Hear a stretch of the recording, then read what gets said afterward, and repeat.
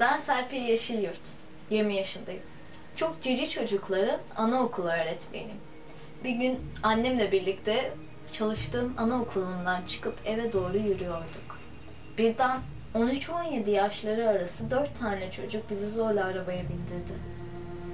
Bir ormanda atletleriyle ellerimizi bağladılar ve tecavüz ettiler.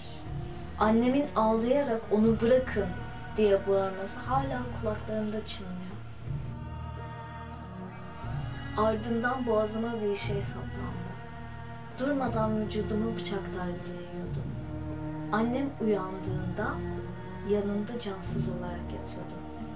Tam tamına 91 bıçak darbesi. Merhaba, ben Melek Kararslan. 24 yaşındayım. Eşimle görücü usulü evlendik. Evliliğimizin başlarında sözel olarak şiddet görüyorum. 2 çocuğum var. Birini hastanede doğuramadığımdan öldü. Büyük bir sarsıntıya uğradım. Hangi anne çocuğun ölümünü görmek ister ki? Eşimse bu yetmezmiş gibi beni her gün dövüyordu.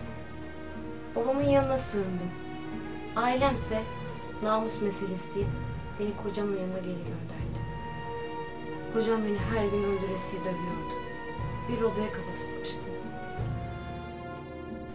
Aç ve susuz. Kocam beni öldüresiye dövüyordu. Abim İstanbul'dan beni görmek istemişti. Bense 30 kiloya düşmüştüm ve artık nefes almıyordum.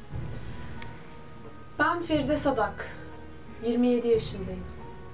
Eşimle severek evlendik. Eşim başlarda beni kıskanıyordu. Bu da benim hoşuma gidiyordu. Ama zamanla kıskançlıkları artmaya başladı. Beni gittiğim bakkaldan, hatta çocuğumun öğretmeninden bile kıskanmaya başladı. Bu konu üstünde sürekli tartışıyorduk. Zamanla bu şiddete dönüştü. Aklımdan 2 aylar öldürüyordu. Ama onu terk edemezdim. Çocuklarımın babasıydı. Onsuz çocuklarıma kitap defter bile alamazdı. Bir gün benimle piknik yapmak istediğini söyledi. Uzun zamandır hiç bu kadar mutlu olduğumu hatırlamıyorum. Tam oraya piknik için gitmemiştik. Her şey planlamıştık. Beni tam 17 yerimden bıçaklayarak ağacın altına götürdü.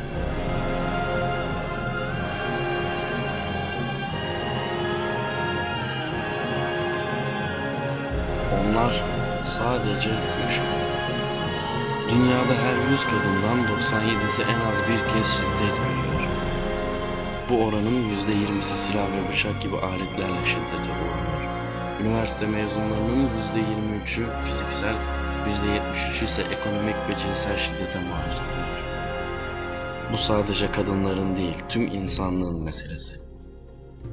Siz de kadınlara karşı davranışınızı değiştirin, dünyanızı değiştirin.